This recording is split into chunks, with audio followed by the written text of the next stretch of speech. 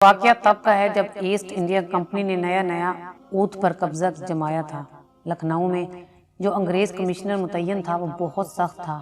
اس کا ایک اصول طریقہ یہ تھا کہ جلد از جلد عوام کا رہن سہن، بول چال، لکھنا پڑھنا سیکھ لینا چاہیے تاکہ عوام میں گھل مل جائے۔ کمشنر کے ساتھ اس کی ایک جوان لڑکی بھی تھی۔ اس کی بیوی یا فوت ہو چکی تھی یا لندن میں رہ گئی تھی۔ بہرحال کمشنر اپنی بیٹی کے ساتھ لکھنؤ میں رہتا تھا۔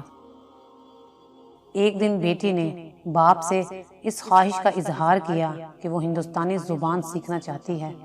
باپ کو یہ جان کر بہت خوشی ہوئی۔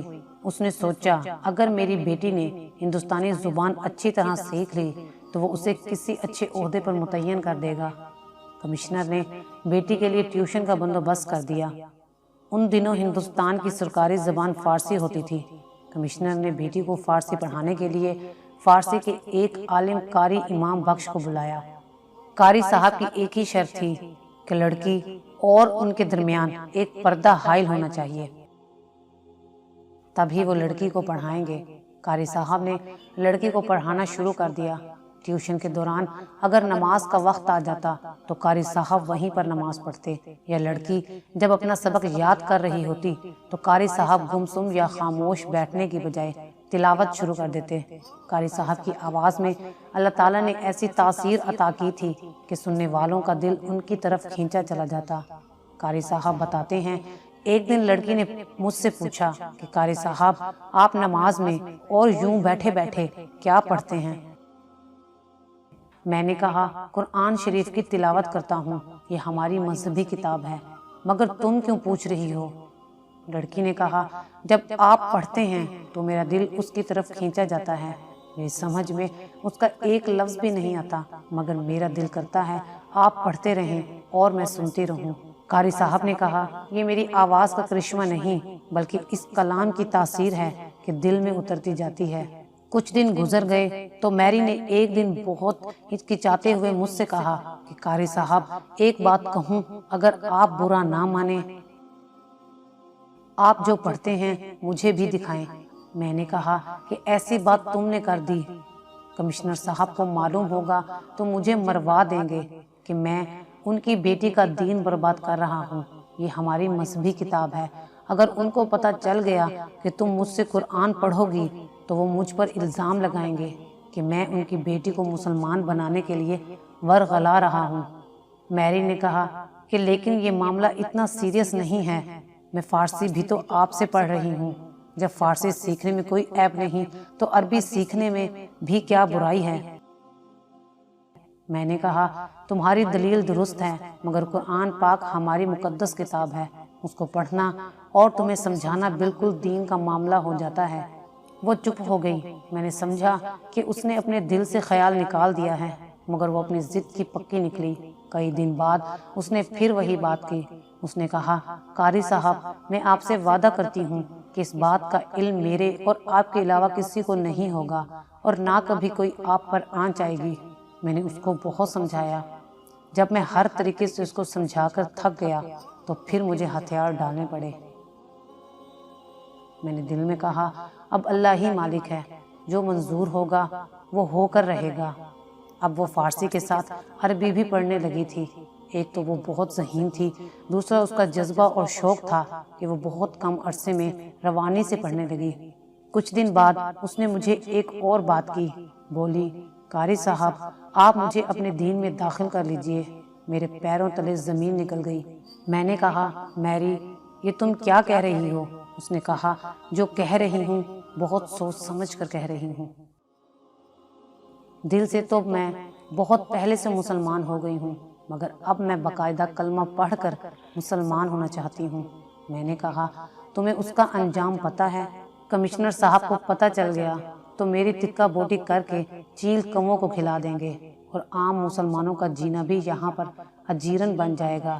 تم مجھے معاف کرو، یہ کام مجھ سے نہیں ہو سکے گا۔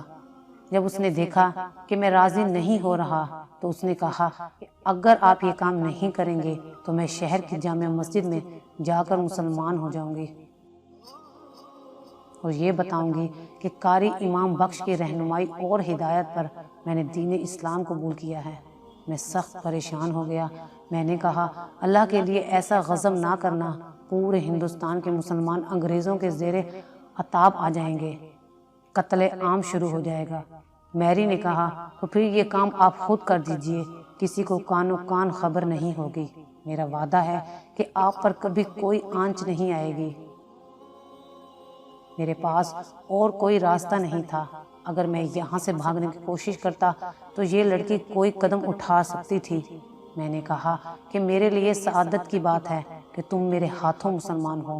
تم ضد کر رہی ہو تو میں کلمہ پڑھا دوں گا، مگر یہی درخواست کرتا ہوں کہ بہت پھونک پھونک کر قدم رکھنا۔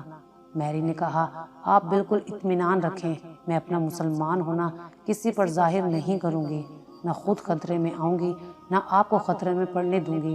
میں نے کہا کل تم میرے آنے سے پہلے نہا کر پاک صاف کپڑے پہن لینا۔ اس نے کہا ٹھیک ہے، میں ایسا ہی کروں گی، لیکن میں آپ کو یہ بتا دوں کہ جب سے میں دل سے مسلمان ہوئی ہوں ہمیشہ پاک صاف ہی رہتی ہوں، اور قرآن شریف بھی میں نے ہمیشہ پاکی کی حالت میں ہی پڑھا ہے۔ اگلے دن فجر کی نماز کے بعد میں نے اللہ تعالیٰ سے بہت گڑ گڑا کر دعا مانگی کہ مجھے ثابت قدم رکھنا، کسی آزمائش میں نہ ڈالنا۔ جب میں ٹیوشن پڑھانے پہنچا تو وہ تیار بیٹھی تھی۔ میں نے کہا پہلے ٹیوشن پڑھ لو پھر کلمہ پڑھ لینا۔ اس نے کہا نہیں قاری صاحب، پہلے کلمہ پڑھ کر مسلمان ہو جاؤں پھر کچھ لکھوں پڑھوں گی۔ اس نے بہت شوق کے ساتھ کلمہ پڑھا اور مسلمان ہو گئی۔ اس کے پورے وجود سے خوشی پھوٹ رہی تھی۔ اس نے بھرائی ہوئی آواز میں کہا قاری صاحب آپ کا یہ احسان میں کبھی نہیں بھلا سکتی، اللہ آپ کو اس کا اجر دے۔ میں نے اس کا اسلامی نام فاطمہ رکھا۔ اب وہ روزانہ اپنے سبق کے ساتھ دینی تعلیم بھی حاصل کرتی، مجھ سے روز پوچھتی کہ ایک مسلمان کو کن باتوں کا پابند ہونا چاہیے، کن باتوں سے بچنا چاہیے۔ پھر اس نے نماز پڑھنا بھی سیکھ لی اور بڑی پابندی سے نماز پڑھنے لگی، لیکن نماز پڑھتے وقت دروازے وغیرہ بند کر لیتی تاکہ کسی کو پتہ نہ چلے۔ ایک دن اس نے مجھ سے کہا قاری صاحب میں ہولی پروفٹ صلی اللہ علیہ وآلہ وسلم کے بارے میں پڑھنا چاہتی ہوں، ان کی لائف پر کوئی کتاب ہو تو مجھے لا دیں۔ تھوڑی تلاش کے بعد مجھے ایک اچھی کتاب مل گئی جو کہ انگریزی زبان میں تھی۔ وہ بہت خوش ہوئی اور اس نے اس کو بڑے ذوق و شوق سے پڑھا۔ وہ کتاب پڑھنے کے بعد اس میں ایک نمایاں تبدیلی یہ آئی کہ وہ آقا مولا کی ایک ایک بات، ایک ایک انداز اس کے دل میں گھس کر رہ گیا، اور ان کی شخصیت اور کردار سے اتنے متاثر ہوئی کہ اس نے خود کو حتی الامکان ان کی عادات میں ڈھال لیا۔ یہ کام اس کے لیے بہت مشکل تھا۔ ایک انگریز باپ کی بیٹی تھی، انگریزی ماحول میں رہتی تھی، مگر اس نے بڑی احتیاط سے خود کو سنت کے طریقے پر رکھا۔ وہ اکثر حضور اکرم صلی اللہ علیہ وآلہ وسلم کے بارے میں باتیں ارید کرید کر پوچھتی، اور جب ان کا ذکر ہوتا تو اس پر ایک جذب کی کیفیت ہو جاتی۔ ایسا والہانہ عشق میں نے بڑے بڑے بزرگوں میں بھی نہیں دیکھا تھا۔ کچھ عرصے بعد فاطمہ جب بہت اچھی طرح فارسی لکھنے پڑھنے لگ گئی تو میں نے کہا کہ اب تمہیں مزید ٹیوشن کی ضرورت نہیں، اس لیے میرا آنا ٹھیک نہیں، مگر اس نے کہا کہ ابھی مجھے آپ کی مزید ضرورت ہے، مجھ میں مذہبی پختگی نہیں آئے گی آپ کی رہنمائی کے بغیر۔ کمشنر مجھے بہت اچھی تنخواہ دیتے تھے اور اکثر اپنی بیٹی کی تعلیمی پروگریس کے بارے میں معلومات حاصل کرتے رہتے تھے۔ یہ سلسلہ چلتا رہا۔ وہ فارسی کے علاوہ عربی بھی پڑھتی رہی اور اسلامی تعلیمات بھی لیتی رہی، مگر یہ سلسلہ اس وقت رک گیا جب وہ بیمار ہو کر بستر سے لگ گئی۔ بیماری کی ابتدا معمولی بخار سے ہوئی تھی، مگر اس نے طول کھینچا اور بہترین علاج کے باوجود اس کی حالت روز بروز بد سے بدتر ہوتی گئی۔ میں اکثر اس کی عیادت کے لیے جاتا تھا اور اس کو دلاسا دیتا تھا کہ تم جلدی اچھی ہو جاؤ گی۔ ایک دن وہ کہنے لگی کہ قاری صاحب میرا وقت پورا ہو گیا ہے، مجھے کسی کی تسلی کی ضرورت نہیں۔ میں نے کہا ایسی باتیں کیوں کرتی ہو فاطمہ، انشاءاللہ بہت جلد صحت مند ہو جاؤ گی۔ اس نے کہا مجھے تو کوئی امید نہیں، مگر اس بات کو چھوڑیں اور میری ایک بات غور سے سنیں۔ میں مر گئی تو مجھے ایک انگریز کی حیثیت سے یہ لوگ انگریزوں کے قبرستان میں دفن کریں گے، مگر میں مسلمان ہوں، انگریزوں کے قبرستان میں دفن ہونا پسند نہیں کروں گی۔ میں نے کہا مگر یہ کیسے ممکن ہے، تم انگریز باپ کے علاوہ کمشنر کی اولاد ہو، کون ان کو اس کام سے روکے گا؟ اس نے چند لمحے سوچا، پھر بولی، ایسا کریں ان لوگوں کو ان کے اپنے طریقے پر مجھے گوروں کے قبرستان میں دفن کرنے دیں، مگر رات میں آپ کو میری میت انگریزوں کے قبرستان سے نکال کر مسلمانوں کے قبرستان میں منتقل کرنی ہوگی۔ یہ سن کر میری روح کانپ گئی۔ یہ کوئی معمولی کام نہ تھا، انتہائی خطرناک اور پیچیدہ کام تھا۔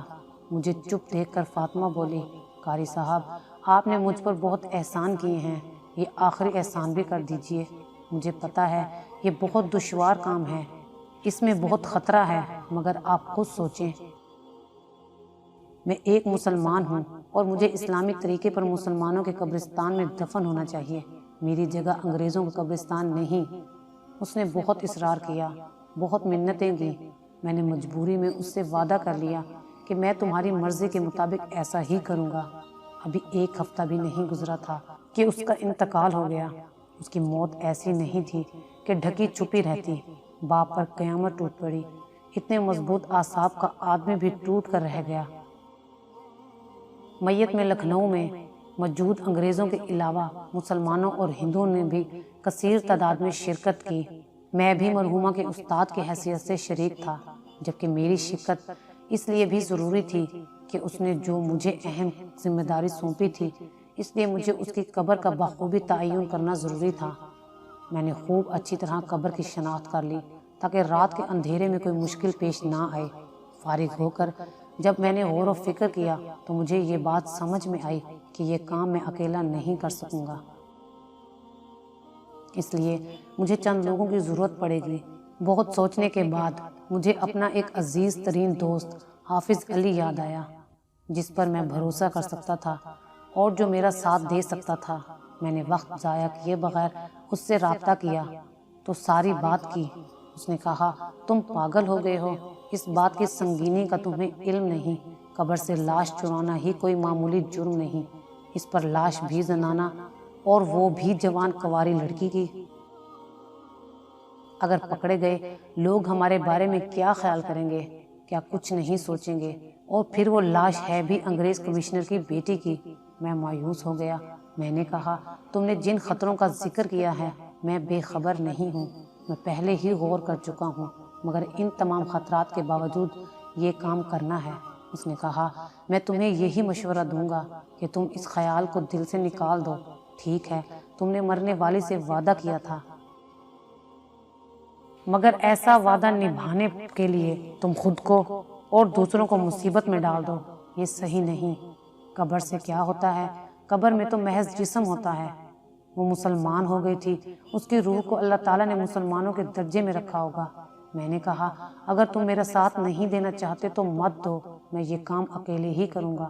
وہ تھوڑی دیر مجھے ناراضگی میں دیکھتا رہا، پھر بولا، اگر تم مرنا ہی چاہتے ہو اور اپنے ساتھ میرا بھی بیڑا غرق کرنا چاہتے ہو تو یہی صحیح، مگر پھر بھی یہ کام 2 آدمیوں کا نہیں، کم از کم 2 اور آدمیوں کی ضرورت پڑے گی۔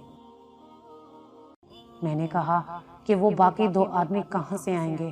اس نے کہا، جہاں سے بھی آئیں، بہرحال انتظام کرنا پڑے گا۔ میت کو تم کندھے پر تو اٹھا کر نہیں لے جاؤ گے، چارپائی پر تو رکھنا پڑے گا، اور چارپائی کو لے جانے کے لیے کم از کم 4 آدمی ضروری ہوتے ہیں۔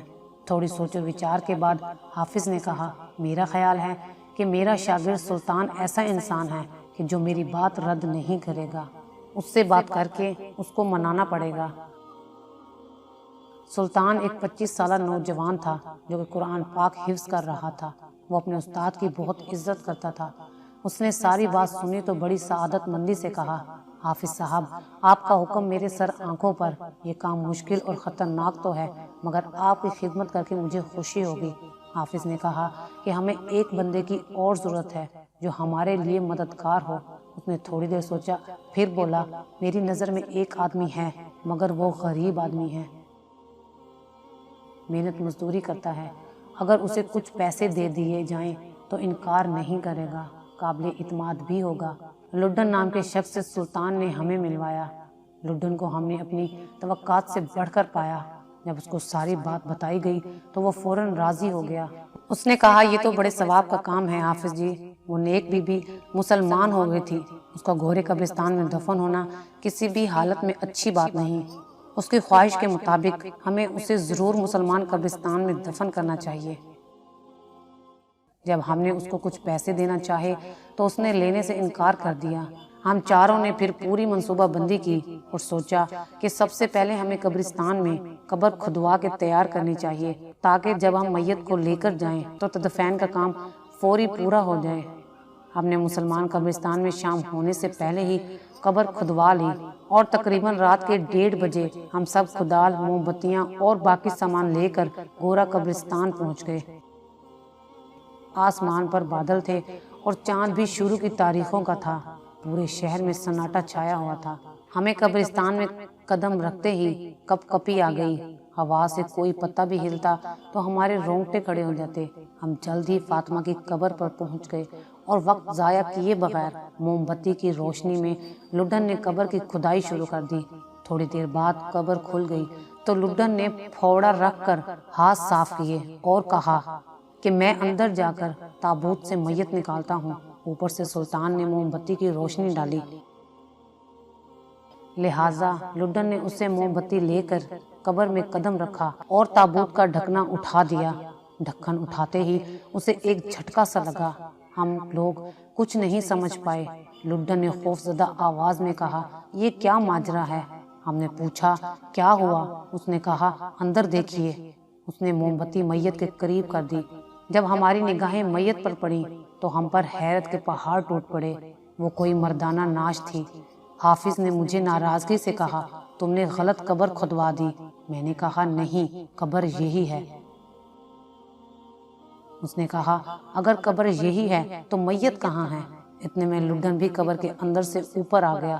اس نے کہا حافظ جی، یقیناً آپ سے کوئی غلطی ہو گئی ہے، مگر کوئی بات نہیں، اندھیرے میں بھول چوک ہو ہی جاتی ہے۔ جلدی سے اصل قبر تلاش کیجیے۔ اور پھر ہم موم بتی لے کر آس پاس نئی قبر کے نشانات تلاش کرنے لگے، مگر کوئی بھی نئی قبر نظر نہیں آئی۔ اور پھر اس کھودی ہوئی قبر کے سرہانے میری شاگردہ کی تختی بھی لگی ہوئی تھی۔ لہٰذا ہم اسی نتیجے پر پہنچے کہ یہی قبر فاطمہ کی ہے۔ مگر یہ عجیب معاملہ ہے کہ میت کی جگہ کوئی مردانہ میت ہے۔ مزید تسلی کے لیے حافظ قبر میں اترا اور تابوت پر جھک کر میت کو دیکھنے لگا۔ اچانک ہی وہ شدید حیرت سے اچھل کر قبر سے باہر آ گیا اور آتے ہی اس نے مجھ سے کہا، جانتے ہو یہ میت کس کی ہے؟ میں نے کہا نہیں۔ اس نے کہا یہ 12 بنکی کے نواب یامین کی لاش ہے۔ یہ 12 بنکی کی ایک تحصیل ماری پورہ کا نواب یامین ہے۔ میں اسے کئی بار بہت قریب سے دیکھ چکا ہوں۔ میں نے کہا یہ عجیب حیرت کی بات ہے کہ انگریزوں کے قبرستان میں لڑکی کی جگہ مردانہ میت، اور وہ بھی ہندوستانی۔ کچھ سمجھ میں معاملہ نہیں آ رہا۔ لڈن نے کہا آپ لوگ ہٹیے، میں جلدی سے قبر بند کر رہا ہوں۔ اور پھر اس نے جلدی قبر کی مٹی برابر کر کے اس کو پہلی حالت میں کر دیا۔ صبح ہونے سے پہلے ہم سب اپنے اپنے ٹھکانے پر پہنچ چکے تھے اور اپنے طور پر بے حد بے تاب تھے، اور اس جستجو میں ہم دوبارہ آپس میں ملے اور یہ طے پایا کہ ہمیں 12 بنکی جا کر نواب یامین کی خبر لینی چاہیے کہ سچ مچ اس کا انتقال ہو گیا ہے یا وہ زندہ ہے۔ ہم لوگ پہنچ گئے اور ہمیں اس کی حویلی ڈھونڈنے میں کوئی مشکل پیش نہیں آئی۔ جب ہم نے اس سے ملاقات کی خواہش ظاہر کی تو ہمیں بتایا گیا کہ نواب صاحب کا انتقال ہو گیا ہے اور کل ہی ان کی تدفین ہوئی ہے۔ ہم نے افسوس کا اظہار کیا اور کہا کہ وہ ہمارے محسن تھے اور ہم ان سے ملنے کے لیے لکھنؤ سے آئے ہیں، مگر افسوس کہ ہماری قسمت میں ان سے ملاقات نہیں تھی۔ حویلی کے کارندے نے کہا آپ لوگ رات یہیں بسر کیجیے، اگلی صبح سفر کیجیے گا۔ حافظ نے کہا کہ ہماری بد نصیبی کہ ان سے ملاقات نہیں ہو سکی، مگر ہم ان کی قبر پر فاتحہ پڑھنا چاہتے ہیں، کیا آپ ہمیں ان کی قبر تک رہنمائی فرما دیں گے؟ انہوں نے کہا جی ضرور، کیوں نہیں۔ اور پھر ایک آدمی کی رہنمائی میں ہم لوگ ان کی قبر پر فاتحہ خوانی کرنے گئے۔ رات کھانا کھانے کے بعد حافظ نے کہا کہ آئندہ کا کیا پروگرام بنایا ہے؟ حافظ نے کہا تم بے وقوف ہو، کیا ہم یہاں صرف فاتحہ پڑھنے آئے تھے؟ ہم نے ان کی موت کی تصدیق تو کر لی، مگر اب ان کی میت کی تصدیق کرنا باقی ہے، اور یہ کام ہمیں آج رات ہی کرنا ہے۔ میں نے قبر پر فاتحہ پڑھنے کا چکر اسی لیے چلایا تھا کہ قبر کی شناخت کر لوں۔ لڈن نے کہا ہمیں نواب صاحب کی قبر ضرور دیکھنی چاہیے ورنہ یہاں آنے کا مقصد فوت ہو جائے گا۔ ہم لوگ چہل قدمی کے بہانے حویلی سے نکل گئے۔ چوکیدار کو کہا کہ ہم لوگ رات کا کچھ لطف اٹھانے کے لیے ذرا دیر تک سیر سپاٹے کے بعد واپس آئیں گے۔ ہم لوگ کوئی 11 بجے تک وہاں کی سڑکوں پر گھومتے رہے، پھر آہستہ آہستہ قبرستان کی طرف رخ موڑا۔ قبرستان ویران علاقے میں تھا اور دن کے وقت بھی وہاں پر آمد و رفت کم ہی ہوتی تھی۔ ہم لوگ ساز و سامان ساتھ لے کر گئے تھے۔ دبے پاؤں ہم رات 12 بجے کے قریب اس میں داخل ہو گئے۔ موم بتی کی روشنی میں لڈن نے جلد نواب صاحب کی قبر کھولی اور ہم سب قبر میں جھک گئے اور موم بتی کی روشنی میں اندر دیکھنے کی کوشش کرنے لگے۔ ہم پر ایک بار پھر حیرتوں کے پہاڑ ٹوٹ پڑے۔ قبر کے اندر کفن میں لپٹا ایک انتہائی خوبصورت نوجوان نظر آ رہا تھا۔ ہم نے حیرت سے ایک دوسرے کو دیکھا کہ یہ کیا ماجرا ہے۔ لڈن موم بتی لے کر میت کا اچھی طرح جائزہ لینے لگا۔ قبر کے کتبے پر تو نواب صاحب کا ہی نام لکھا ہوا تھا۔ لڈن نے کہا کہ یہ کوئی عرب نوجوان لگتا ہے، عمر 25 سے 30 سال کے درمیان ہے، جبکہ نواب صاحب 47 اور 50 کے آس پاس تھے۔ حافظ نے کہا بس اب تم باہر آ جاؤ۔ وہ جلد ہی باہر آ گیا اور فوراً قبر بند کرنی شروع کر دی۔ ہم سب خاموش تھے اور اس بات پر غور کر رہے تھے، کوئی کسی سے کچھ نہیں کہہ رہا تھا۔ ہم حویلی پہنچے، ہاتھ منہ دھویا اور بستر پر لیٹ گئے۔ صبح ہم نے واپس لکھنؤ آنا تھا۔ لڈن کافی تھک گیا تھا، وہ لیٹتے ساتھ ہی سو گیا۔ کچھ دیر بعد سلطان بھی سو گیا۔ حافظ نے کہا تم بھی اب سو جاؤ، صبح واپس بھی جانا ہے۔ مجھے نیند نہیں آ رہی تھی، میں نے اس کو کوئی جواب نہیں دیا۔ میں نے سونے کی بہت کوشش کی مگر میرے دماغ میں کھلبلی مچی ہوئی تھی۔ یا اللہ، یہ کیا ماجرا ہے؟ فاطمہ کی میت اس کے تابوت میں نہیں، اس کی جگہ نواب یامین کی لاش، اور نواب یامین کی قبر میں کوئی اجنبی نوجوان جو کہ عربی نسل کا ہے۔ اگر فاطمہ کی قبر میں نواب یامین کی لاش تھی تو اصولاً نواب یامین کی قبر میں فاطمہ کی میت ہونی چاہیے تھی، مگر ایسا بھی نہیں ہے۔ اب فاطمہ کی میت کہاں گئی؟ میرے ذہن میں بہت کشمکش تھی۔ انہی سوچوں میں پتہ نہیں کب مجھ پر ہلکی سی غنودگی طاری ہونے لگی۔ اتنے میں کیا دیکھتا ہوں کہ کمرے میں ایک عجیب روشنی پھیل گئی ہے اور مجھے در و دیوار سے بھینی بھینی خوشبو آنے لگی۔ میں نے گھبرا کر ادھر ادھر دیکھا تو اپنے قریب ہی سفید دھوئیں کا ایک بڑا سا دائرہ دیکھا جو ہوا میں تحلیل ہو گیا، اور اس کی جگہ مجھے فاطمہ سفید براق لباس میں مسکراتی ہوئی نظر آئی۔ اس کو دیکھتے ہی میں نے کہا ارے فاطمہ، تمہارے لیے تو میں بہت پریشان ہوں۔ مسکراتے ہوئے بولی قاری صاحب، مجھے آپ کی پریشانیوں کا علم ہے اور میں آپ کی اسی حیرانگی اور پریشانی کو دور کرنے کے لیے بھیجی گئی ہوں۔ جب لوگ گوروں کے قبرستان میں میری تدفین کے بعد جا چکے تو چند لوگ میری قبر میں نمودار ہوئے اور میرے جسم خاکی کو چارپائی نما کسی چیز پر رکھا، اور پھر مجھے یوں لگا جیسے وہ مجھے لیے ہوئے ہوا میں اڑے جا رہے ہوں۔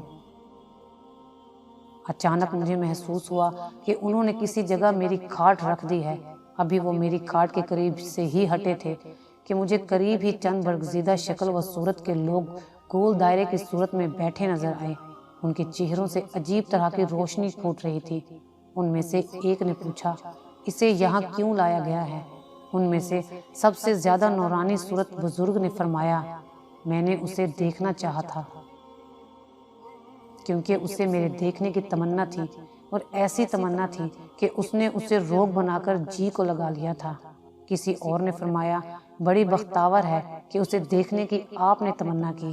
مجھے ان کی باتیں سن کر اندازہ ہو گیا کہ میں کہاں ہوں اور یہ بزرگ ہستیاں کون ہو سکتی ہیں۔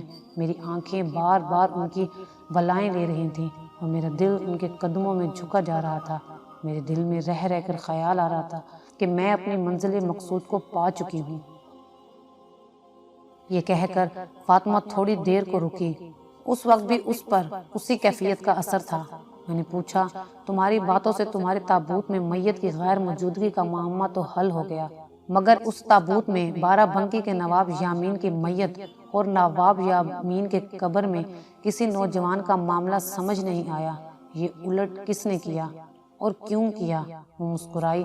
اس نے کہا، قاری صاحب، آپ نے سنا ہوگا کہ اللہ تعالیٰ شکر خورے کو شکر دیتا ہے۔ اس رات 3 مرنے والوں کی میتوں کو ان کی اپنی قبروں سے نکال کر دوسری قبروں میں منتقل کیا گیا۔ میرے تابوت میں آپ کو نواب یامین نظر آیا۔ نواب یامین تھا تو ہندوستانی، مگر اپنے آپ کو ہر وقت انگریز بنائے رکھتا تھا۔ اس کا رہن سہن، طور طریقہ بالکل انگریزوں جیسا تھا، اس لیے اس کی موت کے بعد اسے انگریزوں کے قبرستان میں جگہ ملی، اور اس کی اپنی قبر میں جو نوجوان دفن کیا گیا وہ مرا تو مدینہ منورہ میں تھا۔ اس کی تدفین جنت البقیع میں ہوئی تھی، مگر اسے ہندوستان آنے اور اسے دیکھنے کی تمنا زندگی بھر تڑپاتی رہی، لہٰذا اسے اس کی اس خواہش کی تکمیل کے سلسلے میں ہی اسے جنت البقیع سے نواب یامین کی قبر میں منتقل کر دیا گیا۔ اور اب آپ بخوبی سمجھ گئے ہوں گے کہ جنت البقیع میں اس عربی نوجوان کی خالی ہونے والی لاحد میں کس کو جگہ ملی ہوگی، اور یہ سب کچھ اس کے علاوہ اور کون کر سکتا ہے جو دلوں کے بھید جانتا ہے اور جس کے قبضہ قدرت سے کچھ بھی ناممکن نہیں۔